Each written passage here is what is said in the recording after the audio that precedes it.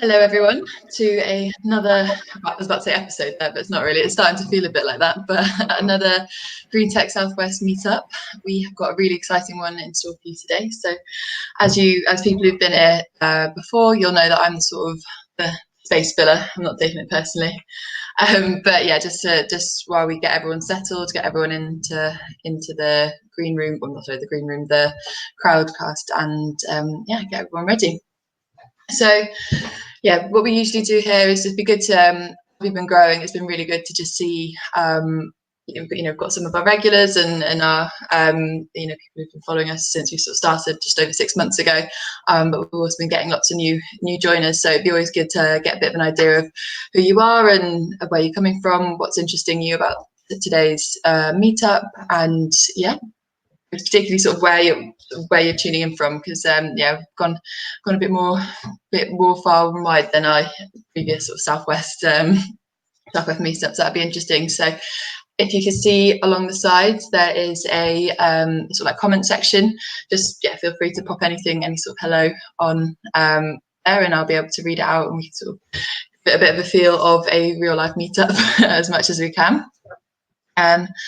And then yeah, if you've got any questions or anything, this is also a really good place to sort of quickly pop down something, say if you're struggling with sound, or if if you can't hear something, it's good for us to get some feedback as the meetup goes on, and so we can just try and fix it in real time. I'm usually not in charge of that because I'm not very good with the old tech, but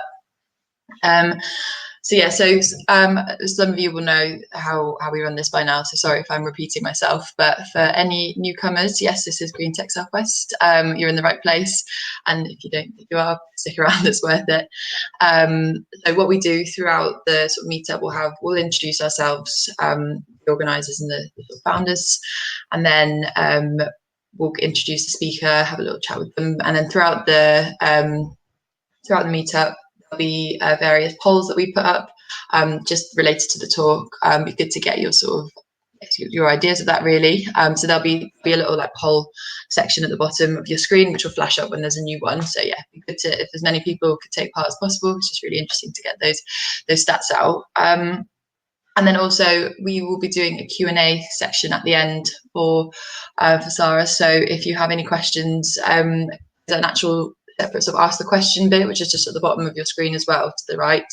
And it's really good to just, yeah, we'll be having a sort of interview sort of Q&A session at the end. So it's just good to keep it all there. So great, yeah, we've got some familiar faces already. I'm just having a quick roll through. So yeah, I'm Ellen. I'll do the proper introduction with the other guys in a moment. But nice to see you again, Andy. Hi, James. Hello, Ian. Hi, Elizabeth, another one from Bristol. Yeah, it's really great to see. We've had, because of some of our speakers have been, got networks in other places. We've had a lot of people sort of coming from parts of England now, but we've also gone international, had people tuning in from Brazil last few meetups ago. So yeah, just interesting to hear where people are coming from, really. But yeah, thanks for joining. Bear with us for another sort of 2 minutes before we get started. We're just trying to, if people are a bit late getting to their lunch or whatever, we just give them a few minutes to get signed in and get registered and everything. As we might have some first time people and that sort of thing. So yeah, just for anyone sort of who's just popped in the last few seconds, this is Green Tech Southwest. We'll be getting started in about 2 minutes or so. And then, as I think some of you have already contacted Hannah separately about our 60-second pitches that we do. But yeah, we just have, we have, just before the speaker gets started, we have about 60-second pitches, which was, if you've got any sort of thing that you want to share with the community, whether that's projects, whether that's something cool that you've seen or would like people to take part in, or, a call to action or anything like that, you've got an opportunity to, we'll just invite you on screen.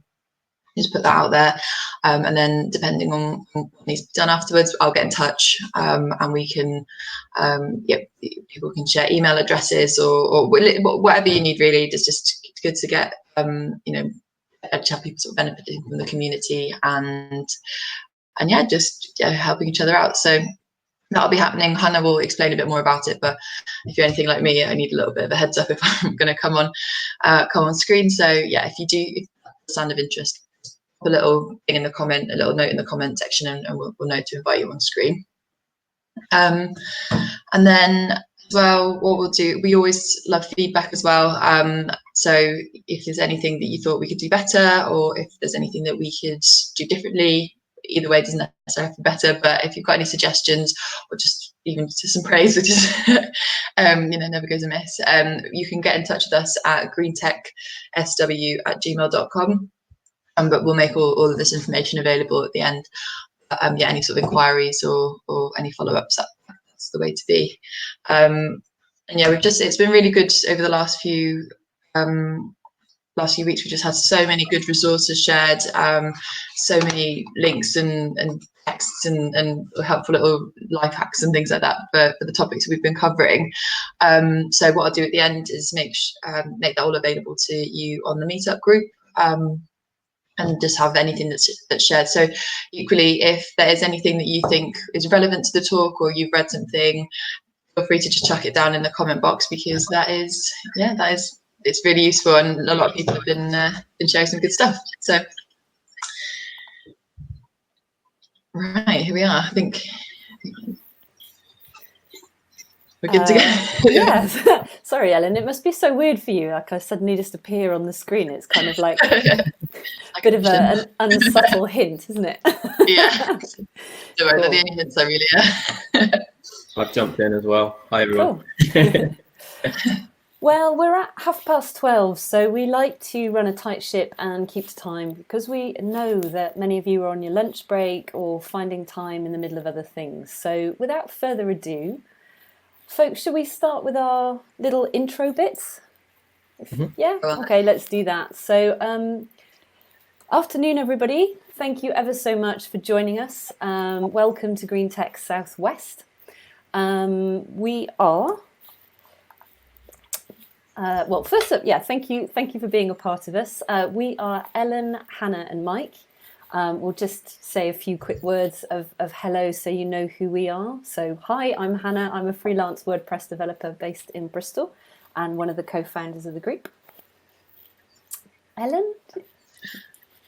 Hello, I'm Ellen. I am a tech consultant working with AdLib, and I work with Mike. I'm really passionate about sustainability and green, so it's been really good to just be able to get this going and match up my job with my passion. Cool. Great stuff. Hi everyone, I'm Mike. As Ellen said, I work sit next to Ellen in AdLib, and I'm head of tech there.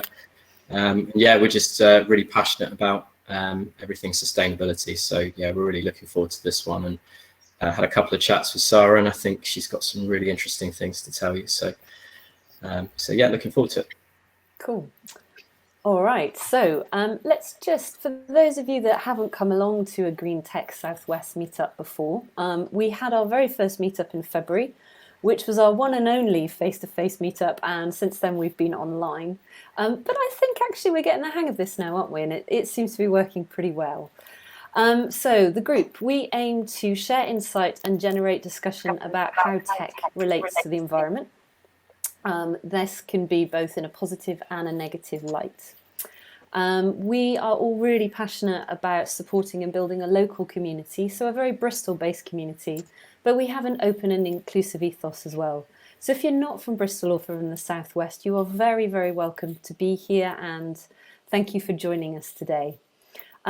When I finish speaking, I'll pop some links into our code of conduct and group constitution for anybody that's interested. And, another really important thing that we feel this group is, and this community is here to do, is to create opportunities for networking. And we'll tell you a little bit more about that at the end. So that's a little bit about us. If you have questions or would like to know more about us, feel free to put some questions in the comments section, which many of you are using, which is awesome. Okay, so without further ado, let's jump on to our community 60-second intros. So for those of you that arrived early, you might have heard Ellen explain this already. These community 60-second intros are the equivalent of us being in a room, a physical room together. Don't know if those of you can remember what that feels like. It's starting to feel like a distant memory. But imagine that we're all in a room together, and the community 60-second intro is an opportunity for you to almost stand up wave your hands and say hi. This is me, and to tell us maybe about a green tech project or initiative that you're working on, or request for help or guidance, or maybe to share some knowledge or a resource with others. And Ellen is here to follow up your intro and spread that more widely with members that couldn't make it today. So I hope that makes sense. So this is an opportunity for you to take the stage. We'll activate your video and camera. You can jump on for 60 seconds or so and say what you'd like to say. Now I know that I've been chatting with Ian Pond about coming and doing a 60-second intro. So Ian, I'm wondering if you're ready to go, and if you are, would you mind just popping a comment in the chat box for me so I know that we can invite you and then get you on the screen for our first community 60-second intro.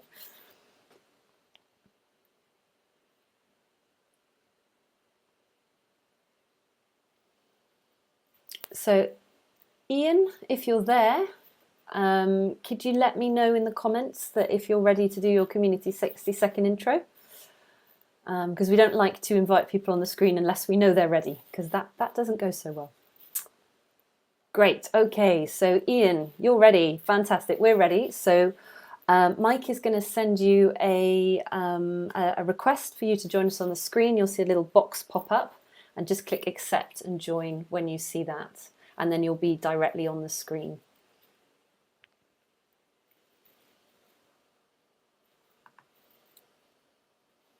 Cool, so I think Ian is joining us now. I can see on my admin screen over here that Ian is accepted and connecting. Sometimes it can take a few seconds.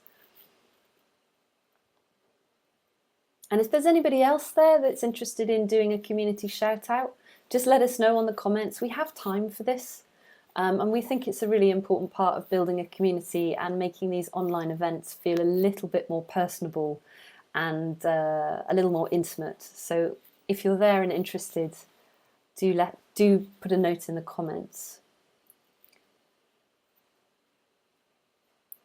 Yeah, Martin, I can see your comment. If you'd like to do a community 60-second intro, you're very, very welcome to. We're always keen to hear from our members. So Martin, we'll have you up after Ian. I'm just waiting for Ian to join us at the moment. Mike, I'm wondering if maybe we should try Ian again, because maybe we're having a little technical difficulty here. Cool. Yeah, I can see that you've accepted, Ian. What is happening though is it seems to be hanging with inviting you actually on. So I think we might try it again. Let's see if that works. So you should have another prompt pop up on your screen there, Ian.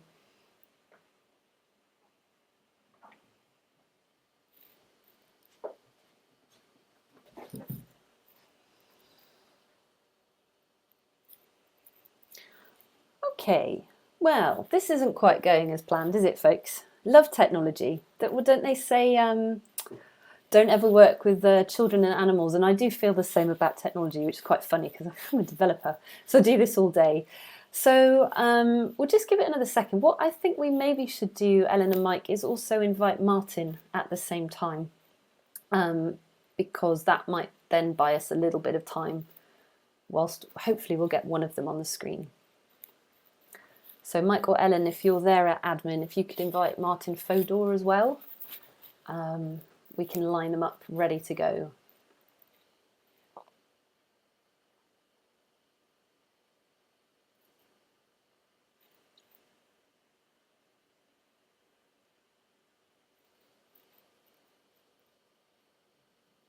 Okay. So I can see both Ian and Martin have accepted their invites, but for some reason they're not yet appearing on the screen. I'm just wondering if... Aha! Martin, you made it. Thank you. That was starting to feel like a really horrible tumbleweed moment. So I was not enjoying that. So I'm glad that the tech has finally worked. So Ian, I can also see that you've accepted and the screen is full. So I am going to just get rid of these slides. And then Martin, I will hand straight over to you. Great. Okay. Well, Martin, it's been ages since I've seen you, and it's lovely to see you today. Nice to see you again, Hannah. Yeah. Martin and I worked together at the Environment Agency for many, many years, quite some time ago as well. It was. So, Martin, I'm going to hand over to you. The floor is yours. Right. You have 60 seconds, so go for it. Thanks very much. Yeah, good to take part. Thanks for letting me join. Okay, in terms of today's topic, I'm part of the Green Councillor group on Bristol City Council. It was a colleague of mine who brought Europe's first climate emergency motion to the council in November 2018, which has caused a cascade of climate emergency declarations across Britain and Europe. But I'm also a participant in a Congress of Local and Regional Government in Strasbourg on behalf of UK local authorities. And I've taken part in the Green European Foundation's Charter for the Smart City, which is a publication available online with Green European Foundation. And finally, I'm the rapporteur at the Congress of Local and Regional Government for a Smart Cities report that would have been presented next month, but is now somewhat delayed, unfortunately. It's all about the issues of smart cities, sort of justice, integration, technology, and social issues. And so hopefully we'll be bringing that there as soon as meetings can resume. That's probably 60 seconds. So good to take part in today's topic. Thank you. Brilliant. Thank you so much, Martin. That's an incredible raft of stuff that you're involved in. That was brilliant to hear about it. So thank you so much for sharing. Welcome. If there's any links or anything you'd like to make others aware of, Martin, please do feel free to put them in our comments section. Okay, so Pam, very welcome. Yeah, we have a couple of minutes that we can still devote to this. So let's try and invite you on the screen. So Pam, you should have an invitation to accept, a little notification popping up on your screen. So hopefully you can see that and you'll join us promptly. I think we may have lost Ian entirely. I'm wondering if Ian had maybe not so good internet connection, which is why he couldn't join us. Because normally it's a bit more flawless, and Pam has demonstrated it working flawlessly perfectly. So thank you. So Pam, thank you so much for wanting to do an intro. The floor is yours. Please take it away. So lovely having to be here. I'm Pam Barbato. I spent the last 20 years in communication, engagement and brand. I worked on the European 2015 European Green Capital, so I'm very privileged and I really enjoyed it.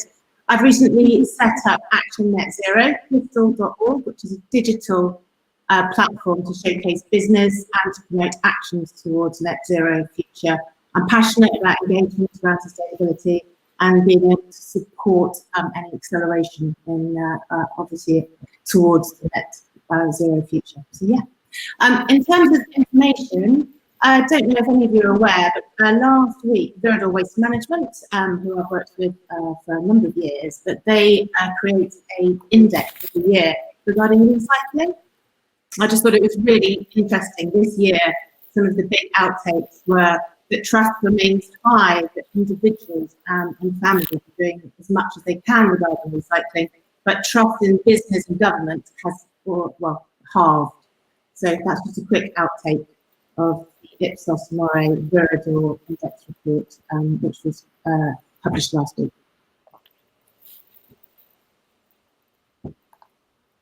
So yeah, brilliant. Thank you, Pam. It's lovely to see your face, and it makes it so much more personable for us to see our attendees. So thank you so much, and well done. We've popped a link to your Action Net Zero in the comments there as well, and feel free to link to anything else given related to what you've just mentioned. Thank you. Also, it's so nice to meet you. Thank you so much, Pam. Pleasure. Nice to be here. Thank you. Great. Okay, so I think I'm really sad that we've lost Ian. So Pam will remove you from the screen shortly. I think Mike's just doing the buttons. I think we lost Ian, which is a real shame because he was going to talk about an initiative in Bristol called CycleWorks. But I'll get in touch with him and we'll circulate something round to you shortly. Okay, so without further ado, let's let's crack on with the show. Oh, she says. Okay, so we're going to invite Sara to join us on the screen now. And we shall get cracking with her talk. So here she is. That's perfect. That's like flawless, beautiful. Love it when technology works.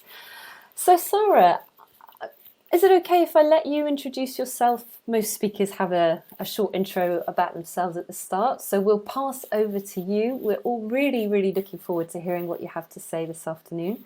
And thank you so much for joining us to take the time to speak for Green Tech Southwest today. So over to you. I'm going to disappear. Sara, floor is yours. Thank you again. Thank you so much. And thanks for everyone who has gone through all this effort to set up Green Tech Southwest. It's an organization I've only recently been made aware of, but it's amazing what you can do when you put your mind to it. So thanks for giving us the opportunity to have somewhere where we can come together and learn from each other. It's a really great initiative. So glad to be here, glad to be speaking. My name is Sara Telahoun. I am a senior consultant at Anthesis, and I work in a team called the Cities and Regions team, which is actually part of a wider team called the Climate and Decarbonization team. So we in the Cities and Regions team are very much focused on working with local authorities across the UK. So as Martin mentioned earlier, following all the great work that's been done, there are now hundreds of local councils across the UK who have committed to net zero ambitions and declared a climate emergency. Some have declared an ecological emergency, and are just really bringing to the highest levels of within council kind of agreement that there needs to be strategy and there needs to be an organized approach being taken to kind of tackle the climate emergency. So the work that I do is very much focused on supporting those local governments. Many councils are extremely under-resourced and underfunded, especially now with the COVID crisis and the pandemic. They are extremely unable to deliver on their own much of the strategies and commitments that they've made. So our role as consultants is really to support them with developing an evidence base and taking forward to strategy and implementation. So I mean, Bristol is an amazing city. Having won the Green Capital Award in 2015, we've sort of been leading in terms of the sustainability agenda for quite a long time historically. There are many councils out there that aren't yet at that stage. A lot of our work does tend to focus with the councils that are somewhere along the journey, but not quite at the end, not quite to the stages that Bristol are. And Bristol by no means are, at the end of the journey. There's still much more that needs to be done. But we are trying to do what we can to help them in terms of understanding where they need to be and setting out a pathway to get there. So that's kind of what I'm going to talk a bit about today in a roundabout way, but there are a few other elements to it that I'll talk through. But I hope you can kind of ask questions through the chat function, because I, in this weird presentation mode, somehow cannot see anything except my presentation. All I can see is my screen. So if the questions come through on the chat, then hopefully I can take those afterwards. I won't dwell on this too much, but as you know, we're living in the decisive decade. The next 10 years, or even less than 10 years, really are going to determine whether or not we can continue to live as a society, and to what degree we can balance our life with the life of all living beings and of nature across the globe. So we set out with all of our projects with an acknowledgement that we're going to need partnership. We're going to need a strong evidence base in order to even consider that we may be able to achieve something like a net zero ambition, which is a huge, huge task. So just really a lot of the work that we do is trying to encourage councils to see and understand that there is a huge scale and a very short time frame that we're working towards, and that decisions need to be made as quickly as they can, and to involve as many people as possible, but also to involve speed in order for us to get there, to kind of advert the worst of the climate crisis that we can. And we also acknowledge that the UK has had a huge historical impact in terms of emissions globally, whereas the global south and many of the still developing countries are experiencing some of the worst of climate change in terms of the issues that they're experiencing with biodiversity loss, and both on the human and social side as well. So acknowledging that the UK has a huge part to play in this. Our work as a team focuses purely on UK local authorities, but many cities around the world are also starting to take action. In a previous life, before I was at Anthesis, I used to work for CDP, which is an international NGO. And there I was really supporting international cities with their carbon accounting and target strategy development. And the issues that many cities across the world are facing are similar in that they are under-resourced and underfunded, but they have a lot to do. But being able to narrow in on what the UK can do more specifically is it's an exciting time to be working in the climate space, because a lot of people are passionate. There's a lot of change happening in a very short period of time, but we know that so much more needs to be done if we're going to avert the worst of the climate crisis. So I'll just start by giving a bit of background in terms of what I mean when I speak about evidence-based planning.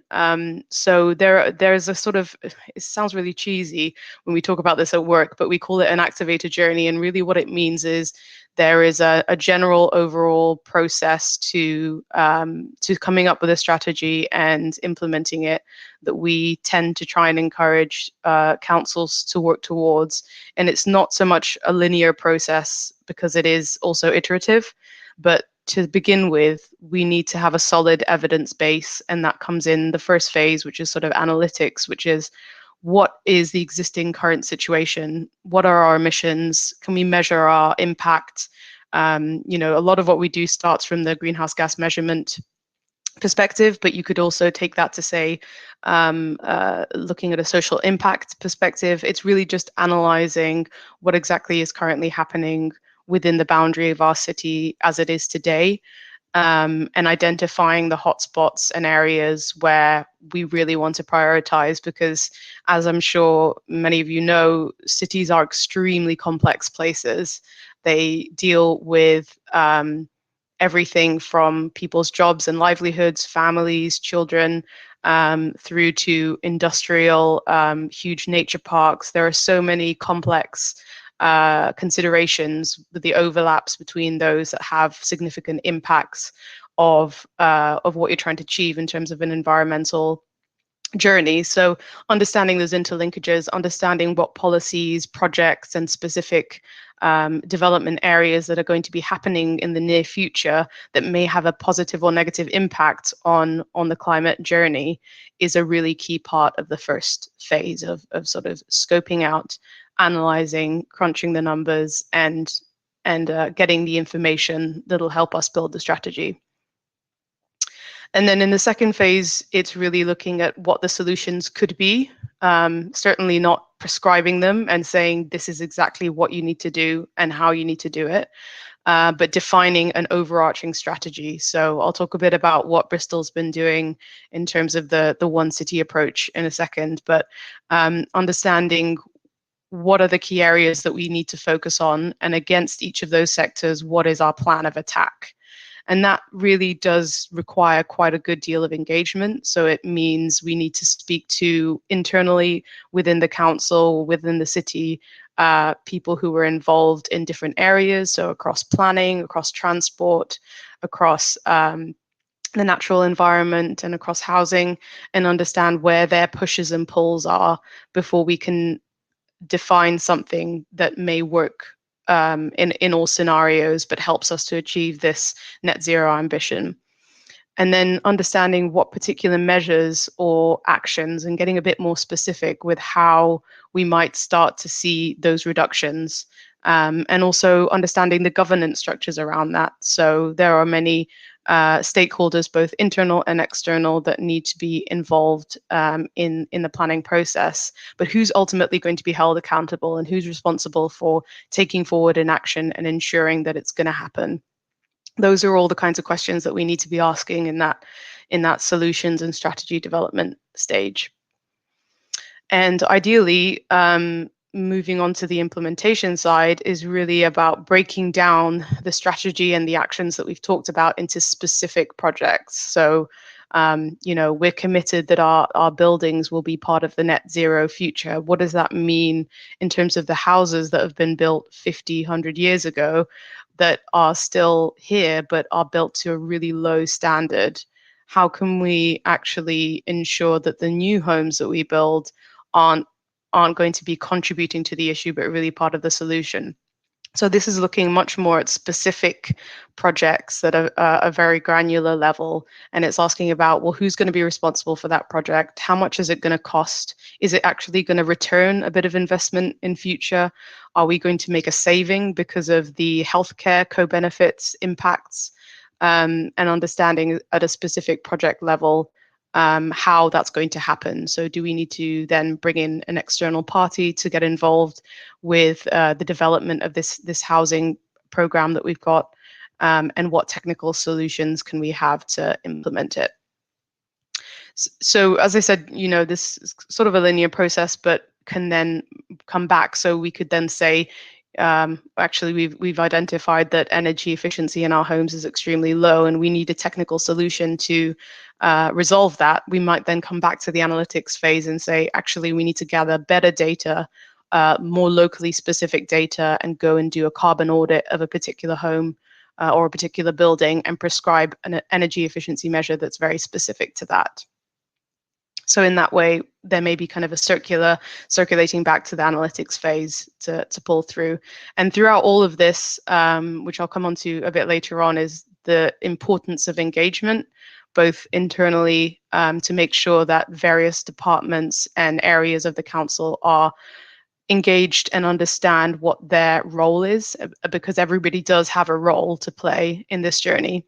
And then also externally, understanding that a city, as I said, is a very complex place. There are businesses that exist in the city, and if a particular city is deciding that it wants to have a net zero future, if the businesses within the city aren't on board with that, there's no way that the net zero ambition can be realized. And similarly with public engagement, if the public and residents in a city are not understanding their role to play in the climate crisis, it won't be possible to meet that net zero ambition. So just so obviously this is Green Tech Southwest. We're looking at the tech-enabled solutions for climate change and for sustainability. On the analytics side of things, we use quite a few tools within our organization to support both councils, but also corporate clients with. We were funded by BEIS to develop a tool called Scatter, which is a local authority greenhouse gas measurement and modeling tool, which I'll talk a bit about. But really the purpose of it is to take away some of the hard work that local councils would need to do in terms of calculating and estimating emissions, especially because we know most councils now have declared a climate emergency and will need to start from somewhere to assess their current carbon footprint. But by and large, most of them don't have extensive climate teams. So, Bristol is really lucky to have quite a big sustainability team. Many councils don't have that. It might just be one person, or it might be a random person who works in the water team who's tasked with coming up with a sustainability strategy. So to help most of the councils who don't have a lot of resources, we developed a free tool which calculates greenhouse gas emissions, estimates them to a degree of accuracy that is close enough that we think it is strong enough to form an evidence base.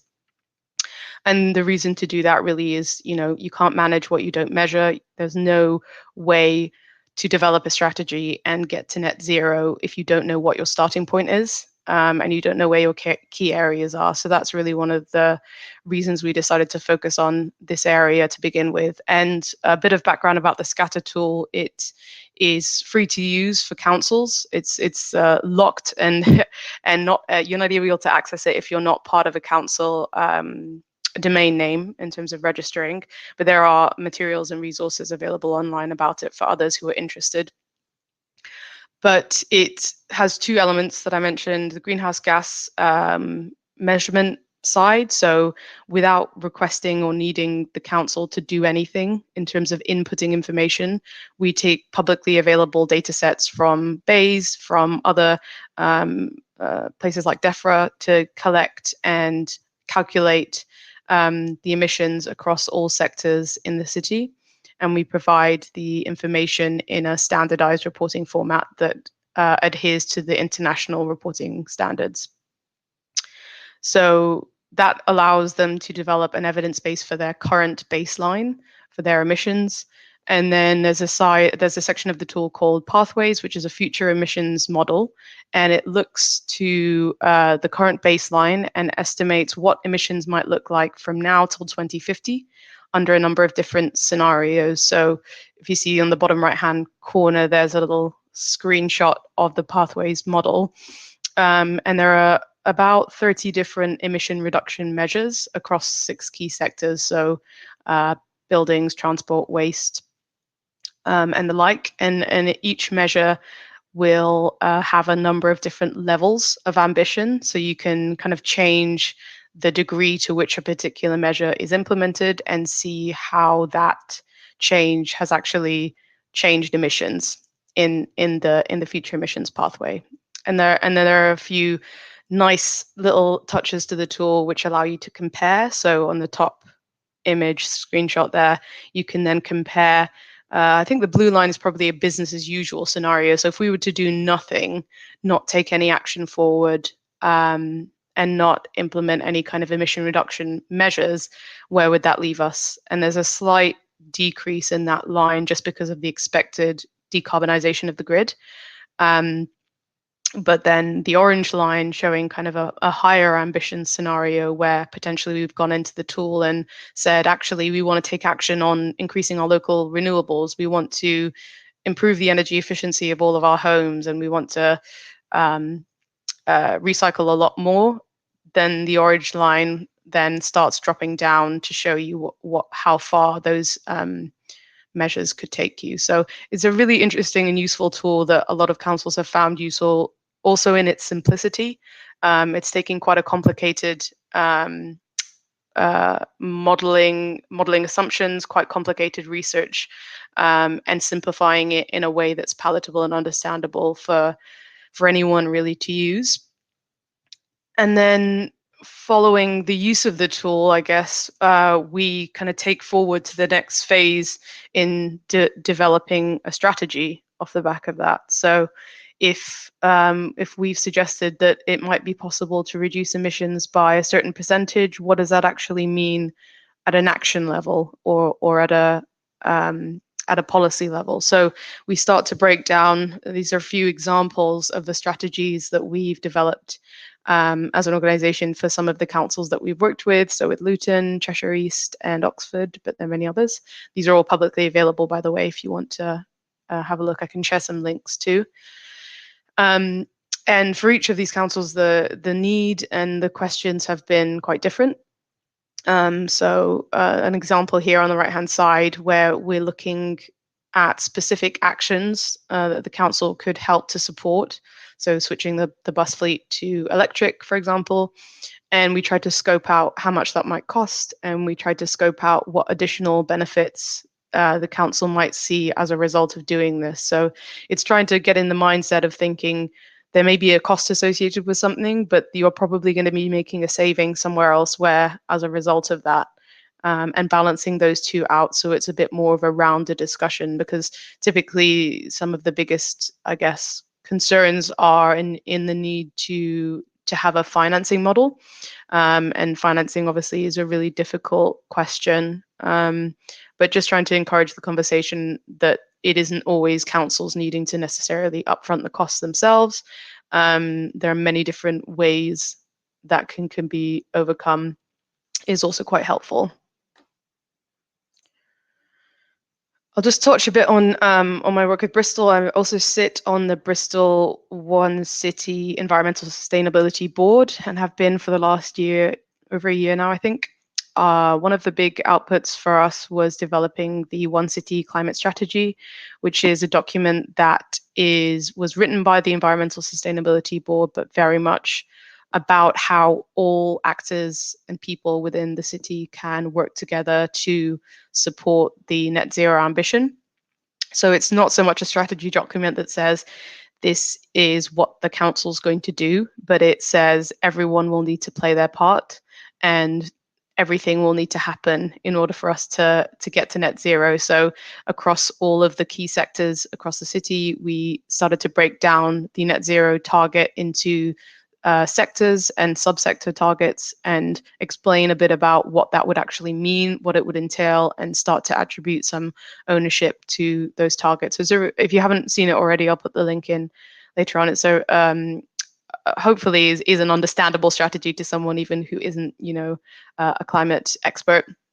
But the approach really, I think, is what I wanted to also highlight is the One City approach, which is I guess a method of the council calling on and convening key experts and stakeholders. So in the Environmental Sustainability Board, we have people from Bristol Waste, Bristol Water, a number of climate change experts and consultants, as well as representatives from universities. So it's really a way for them to have an organization that combines lots of different actors within the city and representatives to work on the strategy collaboratively.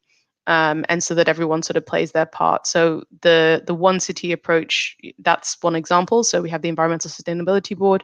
There's also the Economic Board, Health and Wellbeing Board, and a number of others which I can never remember the names of. So the idea is that the boards, all work independently, but we all have the opportunity to collaborate across us. So we had a meeting recently across with the Health and Wellbeing Board around the overlap between the climate strategy and the health and wellbeing strategy.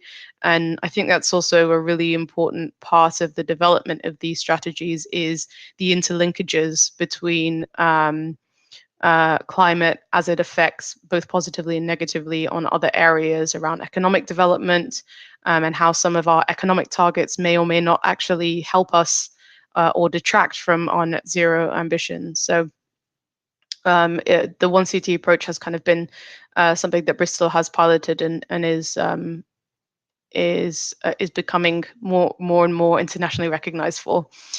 And recently, we also released the One City Ecological Emergency Strategy. So as you know, Bristol has declared a ecological emergency alongside the climate emergency, which means that it really is highlighting the need for us to restore our wildlife as it's been degrading for many years, and the ecological strategy is there to provide a kind of guiding pathway and light towards how individuals, businesses, the public sector, third sector can get involved with supporting wildlife and increasing biodiversity across the city. So that's only this week, I think, or last week, has just been released. So I definitely encourage you to read that as well. So engagement. I wanted to talk a bit about this just because I mentioned it earlier, and it's also interesting to see how tech can help us and support the side on engagement. The scatter tool that I mentioned earlier is, it's an online tool, and users can kind of get involved in the nitty-gritty with the data. They can download it, but sometimes words and numbers are just not enough. And we can prepare as many strategies and pieces of work, research work as we like, but unless people are engaged with it, it's not really going to land, and probably not much action is going to happen. I think one of the biggest worries that we have as consultants is that the work that we do will just be taken as a piece of paper that ticks a box and sits on a shelf and nothing further happens with it. So to kind of try and reduce that, we try to use different methods to engage people. So we take the Scatter tool and we run a game workshop, which we've done in person. There's a nice picture there, my colleagues doing it in person, but obviously now everything is online. And we gamify the tool. So we go through each intervention. So let's say, I don't know, improving energy efficiency in our homes. And we ask the audience, which are usually a combination of businesses, local stakeholders, and residents, and ask them how ambitious they think the council could be, and everybody who's working towards the net zero ambition could take energy efficiency in homes. And we start by examining the intervention, and we talk about it, and we say, how ambitious do you think you could be? Do you think you could be a level 1, which is a very low level of ambition? It's not much more than what we do now. Or do you think we could be really ambitious and push to a level 4, which is usually our highest? And we explain what that means. And everyone in the room gets to vote. So they kind of have a discussion, and they vote using voting cards, or if it's online, we have like a polling system. And we go through each of the interventions like that. And at the end, we plug everyone's votes into the tool, and it generates the pathway to 2050 for their emissions based on an average of all of their votes. So it's a way to kind of demonstrate to them, explain what it means to be a high level of ambition. And it's also a way for them to then see, actually, I need to push the ambition further if we're really serious about getting to a net zero future, because by and large, most of the time when we show them the chart at the end of the session, it's nowhere near a net zero trajectory. So it's kind of a fun way, because it prompts discussion, and it also makes people think a lot more about really what the scale and speed of change is that needs to happen. We've used other kind of engagement methods, but really want to try and broaden our horizons. So we've done things like quizzes before, where some of our colleagues have been on the carbon literacy course and have been asked to deliver kind of training to council staff that aren't necessarily working on climate change and sustainability, to increase their awareness. I'm also aware of some of the other stuff that's going on around kind of gamification. I know there's a game that was set up by Possible called Carbon City Zero, which I really want to get my hands on, because it just sounds fun. I think it's just a card game, and I think you can play it online, but it's it's just trying to explain all the complex things that happen across a city and how net zero is going to impact all of them. So check it out if you haven't. And I've also heard about Geeky. I think there's someone on the call from Geeky Zero. So I've been playing around with that tool, which I think is really interesting. So yeah, I'm very excited to see more and more things coming up now, which are, how do we take quite technical information and quite complex information and explain it using tools and helping technology to kind of enable us to communicate that better. Whew, sorry, I've got a lot to go through. Hope you're still with me. So just finally on, I guess, engaging stakeholders, I think one of the other biggest challenges that we face in our work, and that councils more generally have, is really being able to engage with a wide variety of stakeholders. So even just looking at residents alone, the amount of diverse communities that exist in any one city is so vast. Many of them, I mean, we're moving towards a digital age now, but we're considering that, and we expect that most people have access to the internet and have mobile phones, but many people don't. We have certain expectations of how people might engage with information that the council puts out there, such as online questionnaires and surveys. We're starting to see a lot more now the uptake of councils trying to ensure that the representation from residents is much more diverse through things like citizens' assemblies, which we've been involved in as well, and citizen juries. I know Leeds is a good example of that, where they managed to recruit a number of people across the city with diverse communities, backgrounds, to get involved in the climate strategy recommendations to the council. And Bristol is certainly doing that really well as well. We have the Green and Black Ambassadors program, which is a program that's trying to encourage diverse communities to engage with the sustainability agenda, and also to upskill them So I just kind of wanted to touch a bit on this point and say that it is not easy. And I think a lot of it is around the language issue. So not I don't mean languages as in different languages, but the way in which we communicate around the climate crisis is quite alienating. The mainstream media communicates around it is quite alienating in that it expects most people from sort of a middle class background to be engaging on this topic, and the kinds of ways in which language is used is sometimes just quite far away from the lived reality of many people that are struggling to put food on the table, might have disabilities, may have multiple jobs, and just not enough time, and are more concerned with where their kids are going to school, are their kids healthy, are they able to sustain their jobs through the COVID crisis? So I think bringing the conversation back to how do we to the fact that the climate crisis is connected to everything that we do, having a secure job, having clean air, and using language to support with the perspectives of those diverse communities rather than necessarily the narrative of the typical, I guess, climate crisis narrative for sustainability people that they're quite used to, I think is a really good way of being able to bring in those parts. So just on my final couple of minutes, I'll just talk a bit about Catalyze Change, because it's an organization that I've been volunteering with for a couple of years now. And if you haven't heard of them, you should definitely check them out because they're great. It's a mentoring program that's run to support young women and girls into sustainability careers. And we work with young women, any sort of teenage age up to university, to support them with one-to-one mentoring. So the organization connects the young women with women who already work in sustainability careers, and that's quite broad. It could be anything social or environmental. We run a Catalyst Summit, which is an online 3-day workshop where we have speakers, other women who work in sustainability, come and speak about their roles, and we encourage the young women and girls to get involved with workshops and coming up with ideas and solutions to kind of increase their skills, and also just have a forum where they can interact with one another about something that a lot of them are really passionate about, but they may feel nervous or not feel confident enough to pursue a career in sustainability, and it's really just supporting them in being able to do that. So I'll put some links into Catalyze Change. They're a really great program to either just find out more about, or if you also want to volunteer with, they're really great. And I think that's it from me.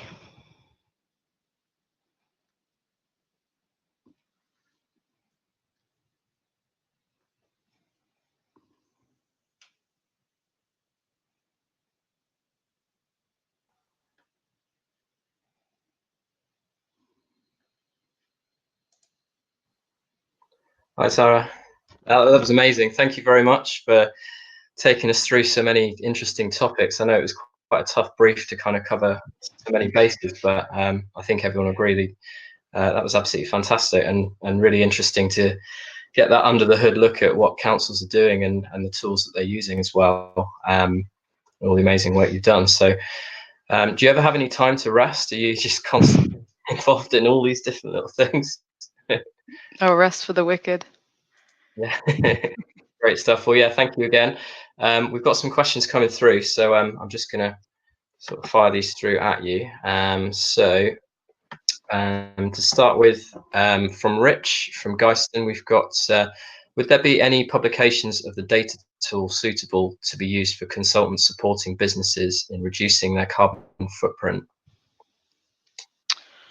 Good question. So the scatter tool in particular was built specifically for local authorities, so definitely wouldn't be relevant for businesses. We do, like my other colleagues who work more with businesses will probably know a lot more than I do, but I think there's a whole host of stuff that's coming out at the moment around SECR, so like standardized environmental and carbon reporting. So I think there are a lot of guidelines that are out there for businesses that are trying to that need to be adhered, so particularly for SMEs to adhere to in terms of their environmental reporting. Data-wise, I don't know. I mean, I think it's a bit more specific when it comes to businesses because luckily with working with councils, the data is kind of publicly available information, whereas with businesses, it would really be about requesting the information from each individual business. Otherwise, it would probably not be super accurate. But yeah, I think there is a lot of work being done at the moment around the net zero transition and trying to model what businesses' future emissions might look like and how they might get to the net zero future. So I think there's a lot of work to be done there. Fantastic. Yeah, thanks for that. Following on, we've got, how do you feel about the ecology one city approach and the conflict of other policies in place? For example, Homes England, obviously pushing hard for affordable housing. Yeah, well, what's your take on that? Yeah, definitely agree. Not even just from the ecology perspective, but also that's an issue from a climate change perspective because we're trying to say that they need to be aiming for a much higher standard of homes in terms of energy efficiency, and also the targets that we have on the ecological side of green space and increasing tree cover. All of that completely conflicts, in my mind, it conflicts massively with the need for affordable homes because I mean, I've been in meetings with councils before where they've just said there's no way we can meet any high energy efficiency standards because we have to go with the cheapest provider. We have to go with the homes that are going to actually end up being affordable. And from a planning perspective, the regulations on planning change so slowly that it might be many years before we actually see them make a decision on actually our planning regulations have now changed and anything below high energy efficiency standards and anything that doesn't include a certain proportion of biodiversity and won't be included. I think it's a while before we're going to be able to get there, and what we do in the interim is really going to make a big difference. Yeah, okay, great stuff. Just on that topic, I was wondering what your take was on the Green Homes grant, which the government have announced, but don't seem to have a start date for that just yet. But how helpful is that going to be in getting Bristol's sort of emissions down? Yeah, I think it is going to be helpful for the homes that that come into the whatever their criteria are. But I think there's still a big question mark around those that don't. So like you have to have earnings above within a certain bracket in order to qualify for a Green Homes grant. What about the rest of the people? Yeah. So yeah, I don't think it's going to be a silver bullet. It's a great, initiative on its own, but I think if you look at the bigger scale, there's probably other areas that are going to need to be addressed much more quickly too. Yeah, great stuff. One from Martin, just following on from Richard's points, will all the other one city boards be signed up to sticking to climate limits? And will there be an action plan to show who's leading and who's helping fund the ideas listed in the strategies? So will all the other one city boards be as committed on the climate agenda? I hope so. I think because the commitment has kind of come, it's there at the mayoral level, it's there at a pretty senior level, and historically as well with Bristol's history of kind of being a climate leader, I don't see that kind of going away anywhere. But again, that point around the conflicts thing is really in my mind. I mean, even at the SDG level, I remember reading a piece of analysis on the SDGs, and the conclusion was basically a lot of the economic SDGs completely conflict with the environmental and social SDGs. So how do we accommodate for that, and what does that mean for us? There's a lot of controversy around Bristol Airport and what that means for us reaching our net zero ambition. So I think we don't really know at this stage, but I think from the perspective of the boards, from those that I've engaged with and in other boards, I definitely do see a commitment. But as you say, when it comes down to the actions and the decisions that are being made, we shall see. Yeah, great stuff. And just on the second part of Martin's question there, just on who's sort of helping fund the ideas listed in the strategies. Does that happen? Does that just fully disclose as to how that's being paid for? And It usually is, yeah. I mean, not maybe not within the strategies itself, but so like with the work that Bristol's doing at the moment, they've had to appoint external consultants in some regards. So I mean, I'm on the board sort of voluntarily, but they do ask for support from consultants, and they usually do disclose where that's come from. In terms of, I guess, funding the actions, then. That usually the thing with public sector is a lot of the information is publicly available, and I know we've got the City Leap program as well that's have been quite delayed, but is trying to get funding and also collaboration to support with kind of renewable energy and low carbon infrastructure and new ideas and innovation. So I'm looking forward to seeing where that goes. Yeah, fantastic. You mentioned a few other local authorities around the UK that you're kind of working with at the moment, and also that Bristol's obviously at the forefront with getting a strategy together and working on the actions and how to deliver it. Have you seen sort of any particular, initiatives go really well in other areas of the country that you could talk about as maybe something that Bristol could pick up on? Yeah, I mean, there's so many different ones. I guess, like from an engagement perspective, what Leeds did with their, what did they call it, a citizen jury, was really interesting. I think they were probably one of the first to do it in that regard of having individuals kind of selected and asked to come up with ideas that they could then take forward, which I think they are now taking forward. So I think from an engagement perspective, I was really interested to see what Leeds have done. We also recently finished a piece of work with Birmingham City Council, which was really interesting as well. Birmingham has similar sort of challenges, I guess, to Bristol, although it's a much bigger city. Similar challenges in the push and pull of extremely diverse communities, and also very a technologically focused city that has huge infrastructure, is kind of a central point for transport as well. So they're really looking into kind of building a business case for each of the actions that they need to take, and trying to identify some of the co-benefits associated with them. So like the health impacts and how that relates to what they might be doing on transport and air quality.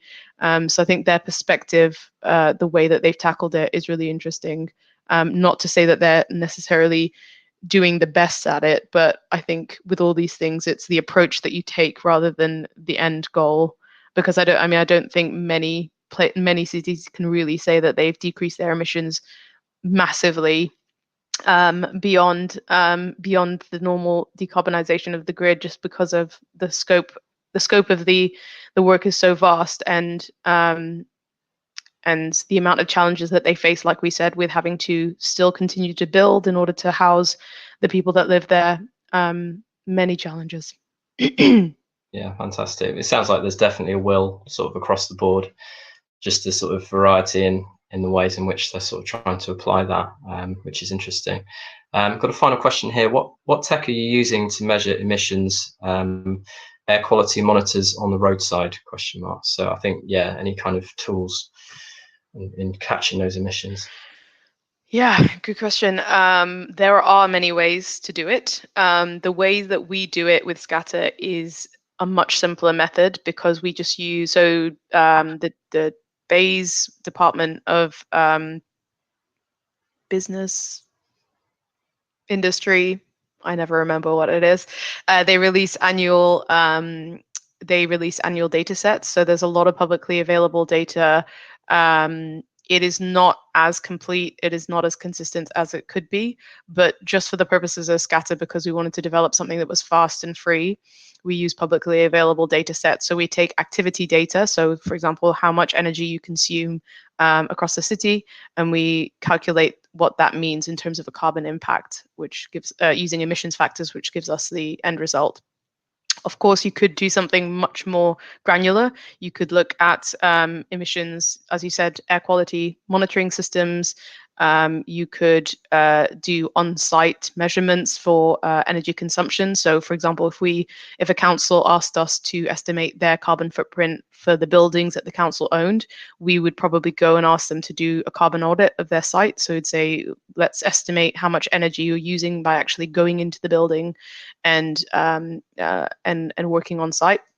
So that's a much more accurate method of doing it. So then once we have accurate energy data, we can convert that into emissions. But for the perspective of what we need for a strategy, which is a fairly high level thing, then we typically just use publicly available data or any data that the council might be able to share with us and then convert that into emissions. It's a pretty rudimentary method, but yeah, I think, with a lot of this, it's very easy to get bogged down in the detail. And unfortunately, that's what we've seen probably so far the most of, is getting stuck in the analytics phase. If you remember my 3-step diagram, getting stuck in the analytics phase and wanting to get the best data and the most detail before taking any action or moving the strategy forward. So try not to do that. Fantastic. Yeah, no, absolutely. Thank you very much. I think that concludes the questions at the moment. If there's any others that you'd like to put to Sara, then please continue to put them in the Ask a Question, and we'll see if we can come back after Hannah's just gone through some announcements. So we're going to bring Hannah back on. Before we do, if we can just get some applause in the chat for Sara's talk. Thank you very much for coming along again. Sounds like you're involved in some amazing stuff. So yeah, thank you from everyone here, and best of luck with the various sort of initiatives that you're working on. So yeah, the applause is starting to come through, and I'll get off screen now. So thanks very much.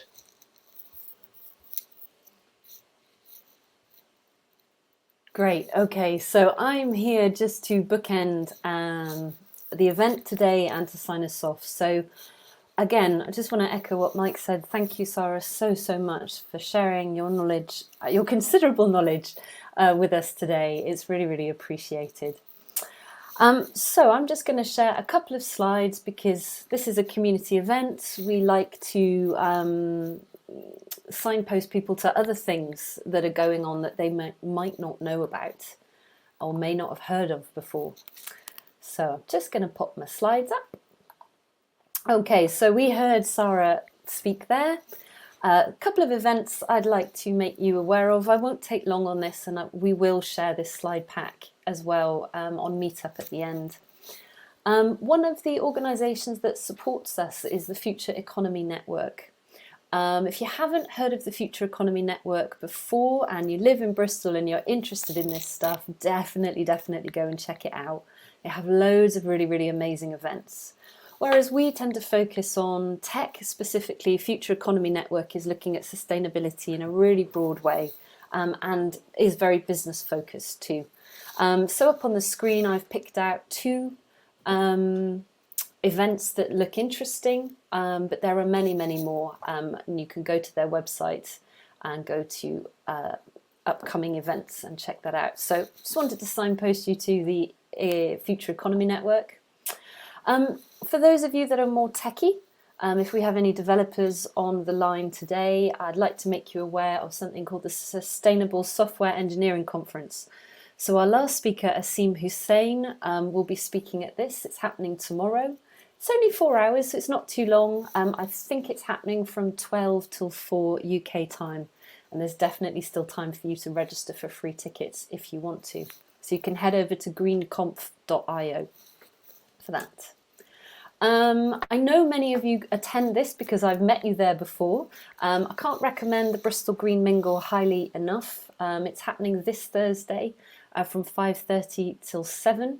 It's a monthly networking event. It's very Bristol focused, and it's about bringing different organisations and people together that are interested in sustainability and environment issues in Bristol. It's really, really well run and really super interesting and free again. So well worth heading along to. I hope I might see some of you there on Thursday. And then just finishing off, staying in touch after today's meetup. So, our mission here, mine, Mike and Ellen's mission is that we are trying to build a community. And what we want to do is to be facilitators of that community and help you get to know one another and help you share ideas within the community. So We are also supported by another organisation called climateaction.tech. Some of you may have heard of it before. It's a global community of about 2,500 tech sector workers who have all joined and are all united in taking action to tackle climate change. It's mainly a Slack group, but it's a very vibrant Slack group and a great place to chat and ask questions. So if you have questions relating to where can I get this data, or does anybody know a company that does X, Y, Z, Climate Action Tech is a really amazing place to ask those. They also have a weekly newsletter too, which lists a number of podcasts and interesting articles. I really love the newsletter. I think it's really helpful, and I nearly always pick up news from that I don't see otherwise. So do check out climateaction.tech. And again, keeping in touch, Ellen mentioned this at the start. Do give us your feedback. It means a lot to us. We're trying our best to make these events the best they can be, but different perspectives may show us areas where we can make these events better or more inclusive or more diverse, or perhaps, you know, picking up on topics that you're really interested in us, you know, having speakers in. So you can talk to us on Meetup, or you can email us at greentechsw@gmail.com. And then lastly, just want to tell you about our forest. Some of you may have heard of a Bristol-based company called Ecology. We are using their services to help bring this meetup down to be carbon neutral. I'm still calculating the emissions that this meetup, this online event creates. It's actually not all that much, but I'll be publishing that soon. If you feel like saying thank you to us, maybe in person you might offer to buy us a pint or a coffee or something. You can actually buy us a tree. And we think that's a really, really nice way to be thanked for what we're doing. So you can hop on over to https://ecology.com/GTSW. And you can see our forest there. I think we've got nearly 400 trees now, so we're feeling pretty chuffed about that. But please feel free to give us another tree as a thank you if you feel like it. And then I'm nearly done. Last up, I'd just like to tell you about our next events that we have planned. We've been working really hard over the summer to get a lineup of events in autumn sorted. So our next event is Thursday, October. I've put the 18th, but it's actually the 8th. So it's a week this Thursday. You can find all the details on Meetup, but we run our own networking event. It's very informal. It's a Zoom chat. We send people off into small groups so that they can chat and get to know one another. So it's a bit akin to being in a pub and sitting around tables with one another. So hope some of you might come along to that. It's a great way to meet people. And as our face-to-face opportunities are a bit few and far between at the moment, online does actually work quite well. And then our next speaker-led event will be Tuesday, October the 20th. And we have Sophie Dembinski, who's from Ecosia. So many of you will have heard of Ecosia. It's a search engine that uses its ad revenue to plant trees. And they do a lot more as well, so we hear. So Sophie will be telling us all about that on Tuesday the 20th of October. So you can hop onto our Meetup page and RSVP to Sophie's talk, or to come and join us at the Green Tech Gather networking event too. Okay, so that's everything. That just leaves me to say thank you so much for attending today. Thank you for being a part of our community. It takes a lot of energy to show up to these things at the moment with everything going on, so we don't take it for granted that you've all come along today, and we definitely don't take it for granted that Sara has done such an amazing talk for us, and we're really, really grateful. So go well, everyone. Thank you very much, and we'll hope to see you again soon. And as we didn't have any further questions, I think we will end the session there today. So thanks again, everyone. Have a great Tuesday. See you all.